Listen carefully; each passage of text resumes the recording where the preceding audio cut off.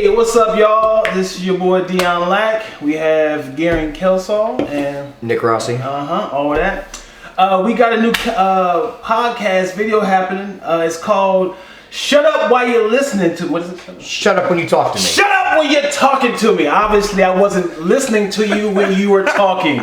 Shut up when you talk to me. Shut up when you're talking to me. I love the title. It pretty much is self-explanatory. Is basically when you are talking to someone, you typically don't listen. But I'm sure you're going to explain to me a little better, right? No, shut up when you talk to me. All right. I need to shut up while you're talking to him.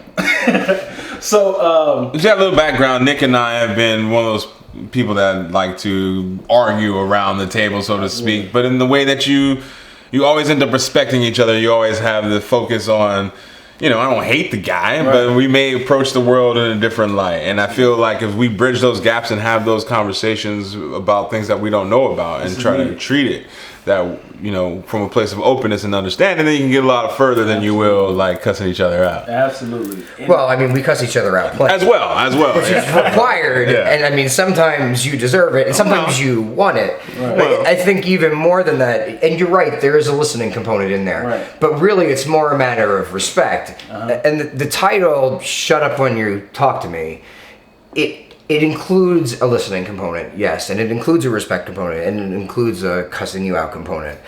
But really, it means more that in a hyper-partisan discussion, when things matter, when people get upset, it's really about people who think that because we disagree in practical terms how to achieve something, right? You're a socialist, you're a communist, I'm a capitalist. You're a Democrat, I'm a Republican. Right. You're a Baptist and I'm a Protestant, a different type of Protestant. I'm a Catholic and you're a Protestant. You're Jewish and I'm Muslim. Because we have different beliefs about how we should go about doing something. That it doesn't underpin the common threads of humanity that tie us together. Really the same things that everybody's after. Because we disagree about how to get them.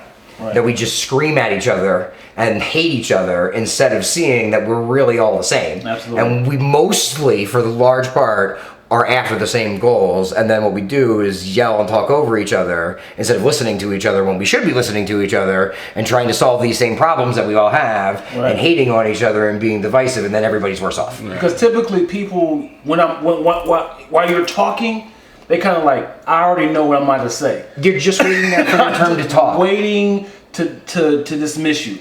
Because it's like, yeah, I hear what you're saying. You're wrong because I'm right. Correct. Right. Yeah, so. And I think that, it's important to at least be open to having those conversations, right? Like, maybe we won't solve all these world's problems today or at this table, but we'll have a good time doing it, you know? Right. Because essentially, we want to see both sides and understand why people think this way and why people think this way, and just kind of say, I want to take a chance and say, I can see why he thinks that. I can see why he thinks that, and use this opinion to be more open to your peers in your circle and people in the world and people online, of course, because people are villains online. So we just want to kind of just like open up the table and just be open-minded when you talk to people online, not be such a. But even then, so what you're saying, I think that feeds into part of the problem, is that manifests into tribalism. I don't really think that there are sides necessarily. It just appears that there are. That's what I'm saying. So it seems like we're on different sides, like we're on different teams, but that's just it's not an illusion. And like in practical terms, it is. That's what I'm saying. Humans are not really different. We all came from the same shit. We're all the same stuff. Like there's like the idea of the collective consciousness, right? We all came from the same things, right? The Big Bang happened, there was nothing and then there was something, right? It all came from the same stuff. And I'm not saying that we're one and the same, even though we are, right? Different sides, you vote yes, I vote no, whatever. That is, for practical terms, different. And we're allowed to have a different opinion on those things. But once you start separating us like that, okay? And it's necessary in practical terms. If you want to make the bus go right and I want to make it go left, we're allowed to have those things. But when we start defining ourselves by which way we want to make the bus go, that's when you end up making people villains and people heroes. And then when you sign on to those teams like that, then you can't have conversations, and then we get the divisiveness that leads us to have this podcast. I want to use this analogy as boxing. Okay. So if I'm a trainer and I'm telling you, I think in order to attack the opponent, you should go for the head because that's the equilibrium and that's how you knock him out. You're like, no, I think you should go for the body more because that's the center of gravity. If you get that, he has none of this. Those are two different opinions. But if I'm a trainer that's like, your body and your head, like those are great. They both are needed. But if I got a whole bunch of people agreeing with me about the body is more important, and you're like the head is more important, those are two different sides, but we're still attacking the issue. Yes, but I'm asking, why are we fighting? But if I'm sure when money's involved, when money gets involved, it's that's a fair answer. But what's important but that's what I'm asking. What's really important? But it's back what you said earlier, right? The presumed scarcity of resources causes human beings to organize themselves in a way to distribute those resources in the way they think is most effective, or the way they think is most fair, or the way that benefits them the most. The problem ultimately is that human beings have this lemming-like sense to kind of follow along with something that looks like them and like has the flag of the color they like. They're like, yeah, that makes sense, and they just keep going with it without necessarily questioning whether or not that's the best way to approach it. And when people get so deep into their team color or into the philosophy of it's all about the body, son, then they want to fight you about it in the parking lot. You know what I mean? Like you stop looking at the fact that we're both just trying to win the boxing match. But human beings can be very selfish. It's probably one of the biggest defects of the human animal is that we can hoard. We can start to get fearful and worried and then take everything and like the ring is mine. And that doesn't help us as a species get to any goals. So that's kind of where my fear is now, that as we have this amazing ability to communicate and share ideas and be connected with the billions of people around the world, if we don't treat each other's ideas with value and respect, then we end up in these permanent silos, almost like, we're all going to be living in these little worlds. We were talking off camera earlier about like your timeline, like what you see, and I do You're talking about social media timeline? Well, not even just social media, but like a circle of people, friends. Your circle of friends, your spheres of influence, some people will call it. But even to a more specific sense, there's people who only watch MSNBC and only watch Fox News, and getting all your information from that one bucket is extremely myopic. And it causes you to kind of shrink back again into the group that makes you feel echo safe. chamber. An echo chamber. It literally is your diet. What are you providing inside your body? What are you absorbing? Because I'm sure if you if there's a study of somebody eating nothing but meat and someone eating nothing but vegetables, I'm sure their genetic DNA is totally different. So if they're literally saying feed nothing but Fox News, nothing but MSNBC? Yeah. Those guys. Right. It's totally different. Like I've never heard of I can't think of the loud guy on Breitbart. Turtles are the mutants. Oh, you're talking about Alex Jones, yes. Infowars guy. I never heard of him until Stephen Colbert, did a whole segment about him, and I was like, I love this guy. Yeah. Like he's a character. Yeah. But people was like, no, he's speaking facts, and I was like, people follow this. So I have to understand, like, these people really feel like what he's saying, and if you put up some sort of schematics and due to Dr. So-and-so says this, you're going to poop out unicorns if you don't eat the right fiber amount by use my product. And I was like, people actually understand this. So it's like, it's not about people are just ignorant. I mean, sure, they're not abroading they're not doing research. Right. If you hear something like, let me see if this is actually true. It's like, no, this is facts. And I gotta tell my circle. This is the danger of being in that echo chamber, right? Is that it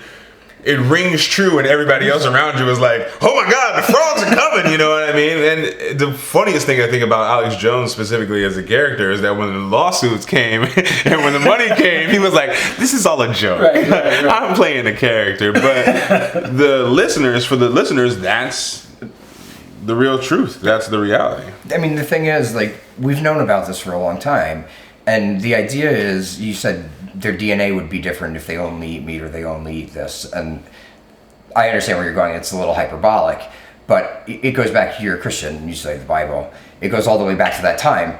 Why are there 2 commandments about coveting thy neighbor's things? Thou shalt not covet thy neighbor's wife. Thou shalt not covet thy neighbor's goods. Why do we need 2 of them? And the thing is, it's because people want things that they see every day. They have to make it 2, not thy neighbor's wife, not thy neighbor's goods. Just in case we weren't clear. Exactly. Because if you see your neighbor's wife every day and she's hot as fuck over there, especially if you don't have a wife, right? And you see his horse is fucking good, and you over there walking far and shit, and you don't have a horse, and his horse is great, and he's strutting around on it, and he's fucking his wife, and you hear her, right? Every fucking day. Yeah. You're gonna like, that's the type of horse you want. You want a white horse. You want a wife with blonde hair. That's what you're gonna want. That's all you're gonna see. And you live far from the other neighbors, right? You're never gonna see them over there. But can you just imagine being like, "Damn, Ezekiel, I'm about to get over there. That's right. I'm about to get over there." And the thing is, that's your echo chamber. Right. And what actually happens now, and this is great, I mean, not to pat myself on the back, but putting that point together with both of your points, is with access to information. Yeah. And now we can reinforce past choice bias with the fucking lemming effect too. We're wealthier and have access to more people and more information now, faster than any humans ever have before in the history of time. And what we're using it for is to reinforce the neighbor's wife and horse better and quicker and more efficiently than we ever have, to make sure that we know that we're right better and quicker and faster than we ever have in the history of time, for the same reason that we needed those same 2 commandments. And the same reason that we needed those 2 commandments, we're falling victim to the same fucking idea. Absolutely. And we're doing it at a breakneck pace. Just imagine before the internet, when we couldn't actually look this up. So just imagine the generational curse of just saying, this candle right here can remove your virginity if you just smell this for 15 minutes. It was like, oh, okay, I'm gonna believe this. I'm gonna pass it down to my children, and now all of a sudden it's like, this is a tradition. We smell this candle, and it removes my virginity. I'm a virgin again. But it's like, let me look this up. Now you can look it up and like, wait. Also, as an aside, what did you do when you got drunk and you disagreed? You just yelled at each other louder, and it was like 2 o'clock in the morning, and you really wanted to know the answer, and you and your boy just like get up and go down to the fucking library. You're like, I'll show you, motherfucker. We're gonna go down to the library right now. You wrong, I'm right. Let me get my Dewey Decimal on. That's Let me right. look through his cards real quick. I'll show you. I'm gonna just look through his card. And like, that's not the right the card. smartest one. That's right. Get the thing. Let's take a break. I'm gonna smoke a cigarette. Encyclopedia. Let's look through this. Because can you imagine this? If you kick a lot of like big words and schematics and infrared and all this stuff, people believe that, like, wow, Michael Jordan did that? You'd be like, yeah, absolutely. He scored 135 points in the first quarter one time. Like, wow. Yeah. There's no way to look that up in the early 90s. You gotta get to the tape, the microfiche under the thing to go back to the newspaper article, and then you have to tabulate it on the thing. You gotta make like a spreadsheet with the graph paper, and then one of those big calculators like an accountant uses with the tape spinning out, and then you make one mistake and the whole thing is fucked up, and then you gotta throw it away and start over again. I don't know if that's true, but I didn't need to Google it. I don't know if that was the original. Dude, you would know if you ever use one of those things, because there's no backspace on it. It's a tape. It's like a manual thing. So if you mess up one of the things, you can't restart it. So you have to start the thing back over again. It's like if you hit the CE button on a regular calculator, you can't undo it. Was it TI 80? Oh no, I'm talking about that thing's great grandfather. It printed on paper. Yeah. Back when computers were an entire room. Yeah. But like talking about how that manifests in your everyday life now, what do you guys think about how people react to it and where these reactions kind of take place? Like you see all these very draconian abortion laws being passed in the South, which are very much tightening in the Midwest. and in the Midwest, and very much tightening the restrictions, which, you know, is ultimately probably from their religious point of view, right? And rules against LGBTQ people, and kind of like a stressor of that. So you see these things kind of manifest in reality. Where does that take us?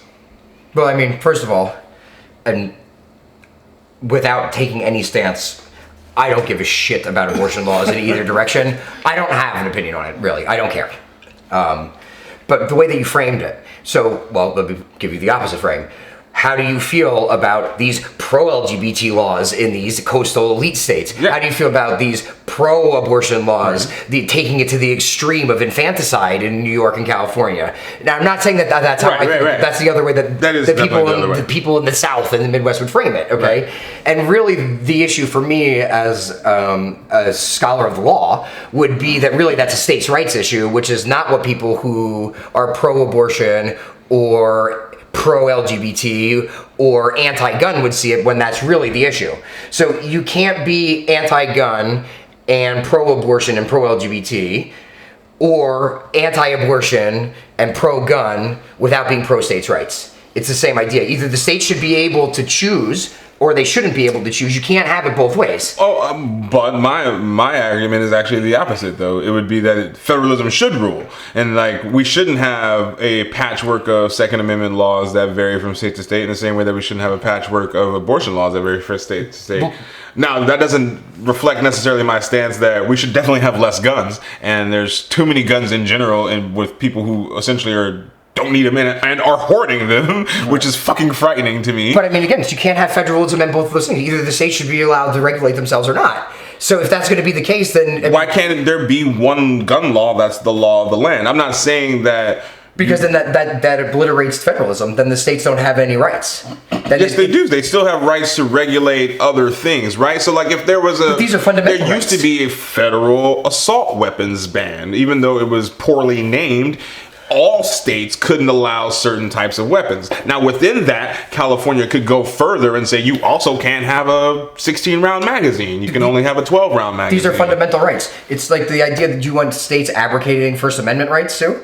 I mean, the thing about it is, look, but again, like I said, the overarching law of the land is the First Amendment, and within that, several states do have different types of carve-out. Libel laws are different within the confines that they cannot be violative of the First Amendment, just like they can't, just like they cannot be violative of the implied penumbra of rights under the First Amendment and.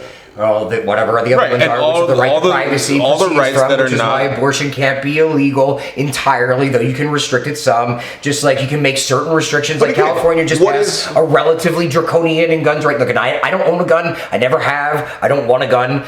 I've shot a gun. Don't really care. But California just passed, with some gun rights advocates called a draconian law restricting ammo sales that actually is probably illegal based on interstate commerce laws. And there's two things that I want to point out about that. One, there's a huge difference between talking about a gun, which is an object, a thing, and there's people and people's rights, and what the right of people is to move freely, to have jobs, and to not be discriminated against. So these are two fundamentally separate things and I would say that the enumeration of individual human rights are much more important than your right to own a thing, no matter what that fucking thing is. But secondly, I think that what we're saying is kind of still the same thing. I'm not saying that if we're going to have a gun law that affects all the states, it needs to happen at the federal level. And then certain states can make choices within that. It's just like Roe versus Wade. That went to the Supreme Court and became the law of the land. Because of and it is until it's not, is what I'm saying, right? Because it's judicial. It's not the actual legislative law. But it's an interpretation. It's not enshrined in law. It could still be overturned because it has not been enshrined in actual legislative action. Sure, just like prohibition was the law of the land when it was passed as an amendment to the Constitution. Agreed. And then the 21st Amendment overturned prohibition. Right. The law can be changed. So let's overturn the Second Amendment. No, but you can. There's been attempts, but it won't. Right. I mean, it's not going to happen. But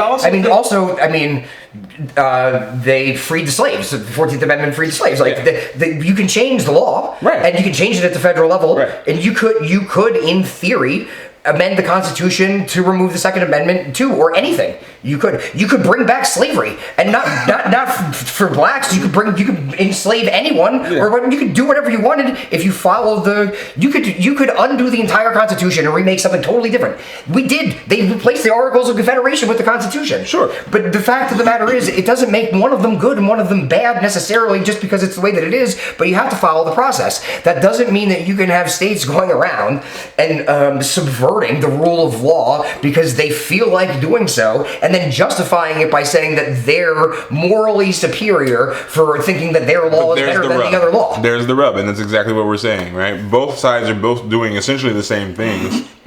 But again, I still think that there's a fundamental difference between arguing about the value that we treat other human beings with versus your access to a hobby but we're not talking about morality. We're talking about the rule of law, which is the undergirding of our functioning as a society, which is important too, because that's really should we not use law to make a more moral, more just, more egalitarian place to live, right? Like, is that not life, liberty, and the pursuit of happiness? The only reason that you have that at all is the rule of law, and by subverting it, because you're thinking that you're doing so, is you're putting a Band-Aid on a problem that you see in the short term is more pressing than the long-term benefit you get out of the stability of the rule of law that's you're already being provided. You are spitting in the face of the gift horse. I definitely agree in evolution. And when the Second Amendment was made, I'm sure the guns were like this. Poof. Why do we need muskets? Why do we need automatics though? It's like I feel like there should be first of all, bullet again, also sort of things. Just so you know, again, I am not a gun rights advocate or a not gun rights advocate, nor an abortion rights advocate, nor a not abortion rights advocate. I take no position on either issue. I don't care. I'm thinking about evolution, as in like I'm just telling you. Also, but for the sake of argument, know that automatic weapons are not legal. Private citizen can carry an automatic weapon. Right. Only military purposes and people who manufacture them. Semi-automatic weapons are legal to a certain extent with certain restrictions on magazine capacity and I believe that there are restrictions on barrel length and the amount of bullets they can fire in a certain amount of time. Mm-hmm. But semi-automatic weapons, which are oftentimes called, if they're rifles, assault rifles, which is not really a thing, are legal. And yes, they do differ from muskets. Legal? They are legal. Like an AR-15 is a civilian version of an M16, which was a common issue that they would give to the infantry. I've had this discussion real quick. I had this discussion. I said, why do you need a gun? Talking to a guy who owns a gun. He said, because it's for protection of my family. I was like, why do you need was it semi-automatic? I was like, how many burglars is in your house? How bad of a shot do you have that you have to have a magazine to constantly shoot up your own house? Yeah. No, it's one of those things. But like, my concern too, as we move toward that discussion, is that people do get caught up in the semantic levels of it. Right, assault weapons ban is probably not aptly named because there's technically no such thing as an assault weapon. I think that's a stupid argument too. The gun itself is technically designed to kill better. Right, it kills better than other guns, and that's why it was issued to the military, because you would be a better killer. Yeah, fuck, you want to get the contract, right? Right, you know what I mean? Like, you're gonna think, how many guys can I take out at once? And you're gonna create. You're gonna sell to the general. What are you gonna tell him? Like, hey, you're actually gonna shoot less guys. Yeah. It's like, this gun shoots slightly less guys than the last one, and it's 10 cents more. Yeah. So considering that, there should be some reasonable way to approach limiting at least how many people you can shoot at once. Right. Like Chris Rock said, if bullets was $5,000 a bullet, he said you would really rethink it. Should I really shoot him? Should I really unload the clip? Let me kind of poof. Okay, let me make sure he's there. You know, it's really interesting that you say that, and I don't mean to sidetrack this conversation, but relatively recently, I read a very interesting article about this in Venezuela, the downfall of the government over so Maduro is trying to be ousted. The Russians are propping him up a little bit in the socialist downfall, right? And it was about, I think it was in the Wall Street Journal, about how even the black markets, which were flourishing, and when the government was falling apart and the black markets proliferated in like picking up the gaps where people didn't have anything. Literally, it wasn't just drugs and bitches and whatever else and people wanted that you normally see on the black exactly, market. right? Like whatever. It wasn't just blow and prostitutes. Like people needed like Cheerios and shit, right? Like they were doing everything. But the gangs were losing revenue at an extremely high clip because they couldn't operate because they couldn't get fucking bullets. And the bullets became so expensive that they couldn't ply their trade because they really had a Chris Rock make the decision of whether or not it was worth it to shoot people. They had the guns, but they couldn't get the fucking bullets to go to work because every time they pulled the clip, it would cost them not $5,000, but like $10 American dollars, which was like 20 million bolivars or whatever it was, because the inflation was like 10,000% a day. Literally just actually happened. It's like, you want to shoot that guy, you want dinner. I'm sorry, I didn't mean to sidetrack you. No, it's right on. It's right on point. I never heard that Chris Rock bit, but that just actually happened in life. That's brilliant. And then he said, you go back and like, what you doing? Like, I'm getting my bullets back. Dude, that's what he said. He was like, they interviewed a guy. He's like, I don't know what to do. He's like, I've done this my whole life, and he's like, it's hard enough not to get killed. He's like, but now I can't shoot anybody. Yeah. You can just threaten people with like, hey, get out of here. You see what I got in my hands? It's empty. Just throwing parts at him. You're like dismantling and just throwing parts. Take this firing pin. I think we were at 30 minutes now. So, I think we had like a little an ingredient. This was a little disjointed Intro. It was. I think that's a good intro to lay the groundwork. Each other out a little bit, you know. It's a little good example how we gonna start flowing. We could maybe cut this up, or get somebody in here with like a whip. I don't know what that means. To like You just get kinky all of a sudden. Wow. keep us on track. like an S&M, madam. Yeah. Okay, chop it out. Something scary. Yeah, so. But I think we definitely got to around the corner and got to show people kind of. It was good. Exactly. It was good. Exactly I've heard some great points. There's a lot of big words I ain't even heard. I was like, okay. And you kept using that word. I was like, you gonna keep on using that, huh? So I guess I'm gonna have to bring up my phone and look at We got some Venezuelan current events going too, man. Watch out. Okay, so this is the new podcast video we're gonna be posting as much as possible. I am Dion Lack. Gerren Kelsaw. Nick Rossy. And this is... You shut up when you're talking to me. All right. Shut up.